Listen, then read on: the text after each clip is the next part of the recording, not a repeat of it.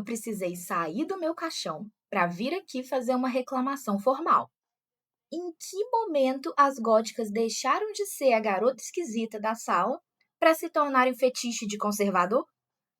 Eu posso até não ter certeza de como que isso aconteceu, mas parem imediatamente, porque eu tô nessa já faz muito tempo e era muito melhor ser vista só como esquisita do que como fantasia sensual para conservador hipócrita.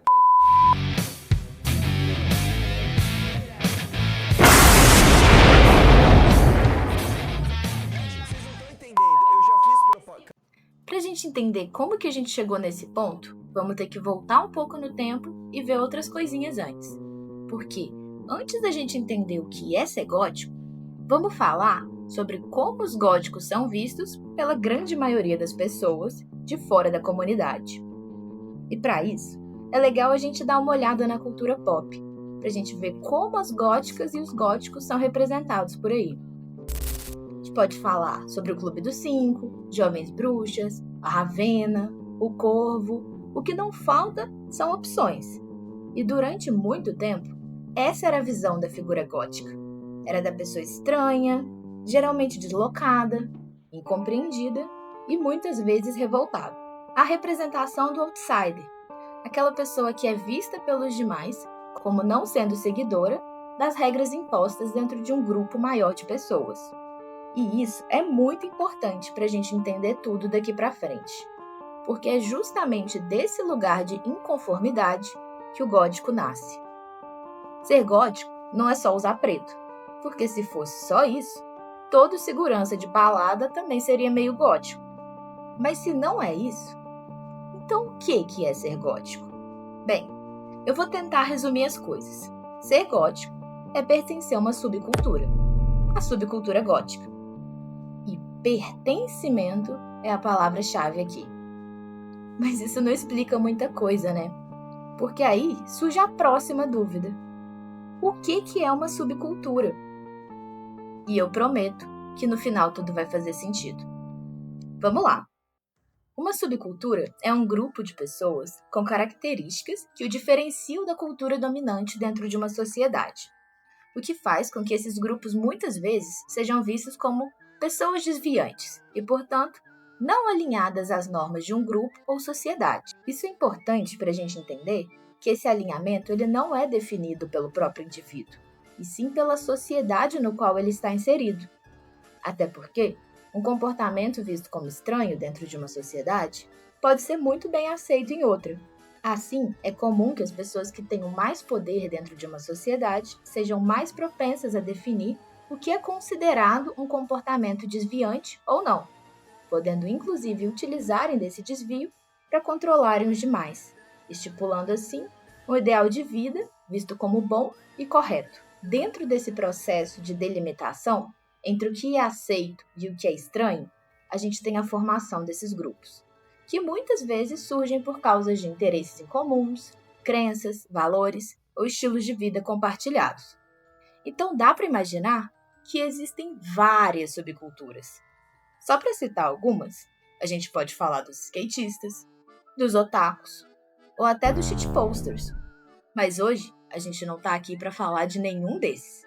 A gente está aqui para falar das góticas. Mas antes de voltarmos para o assunto central, falta explicar mais uma coisinha. Mesmo que esses grupos eles se alinhem considerando valores e estilos de vida compartilhados, isso não significa dizer nunca que esses grupos sejam homogêneos, porque sempre tem conflito interno, divergência e debate. Na verdade, se você faz parte de alguma subcultura, seja qual for, você sabe muito bem que o que mais tem é discussão interna. Mas ainda assim, essas pessoas se alinham, porque mesmo com divergências, o que mantém a coesão do grupo costuma ser o alinhamento sobre os eixos centrais que caracterizam essa identidade. Mas então, quais seriam esses elementos para a subcultura gótica?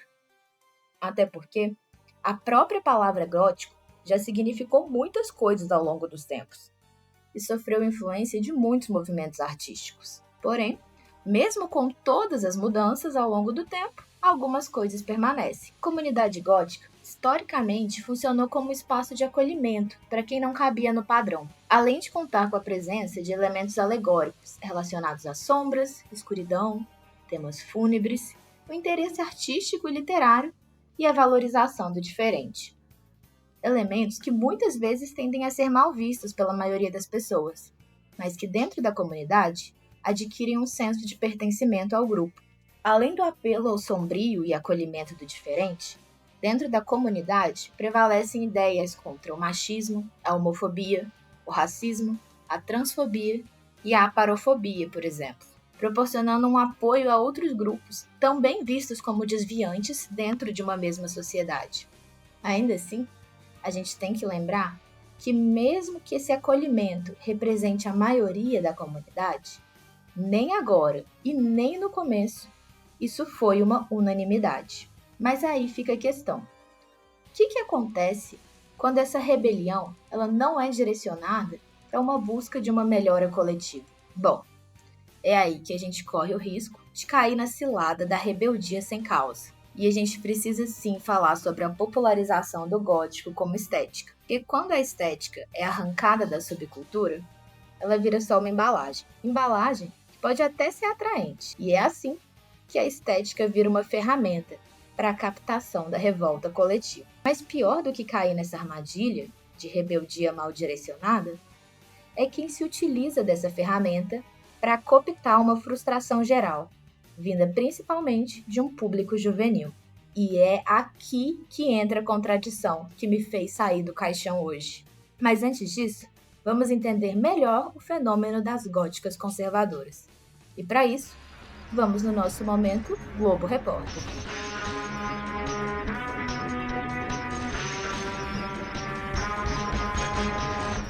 Góticas de direita. Do que se alimentam? Provavelmente Monster e cigarro. Onde vivem? Costuma ser na internet. Do que sobrevivem? Fetichização, estética e elogio de incel. Agora, voltando a falar sério, pelo menos um pouco, de onde que vem esse fetiche? Por que ele existe? Ele existe. A gente viu até tirar uma grana de uma galera aí, né? Sendo sincera, eu sei lá, gente. Tinha até bolsonarista comprando pack de gótica de IA. Eu não tô preparada para lidar com esse tanto de gente doida. Mas eu vou arriscar um palpite. Parte disso, eu acredito que venha de uma visão paranoica de mundo, que acredita numa hegemonia cultural oposta, ou a terrível cultura woke, ou qualquer nome que você queira dar para essa palhaçada. Nesse cenário distorcido, a figura alternativa vira um símbolo de disputa, assim como o próprio conceito de rebeldia. Então cria-se uma nova versão do diferente, uma versão domesticada, que você deixa de ter a gótica que afronta para ter a gótica que está do lado certo, a rebelde, mas obediente.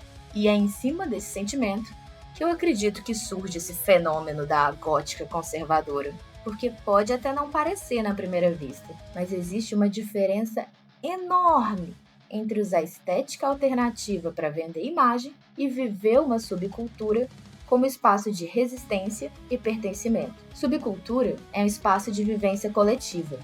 Já performance é escolha individual.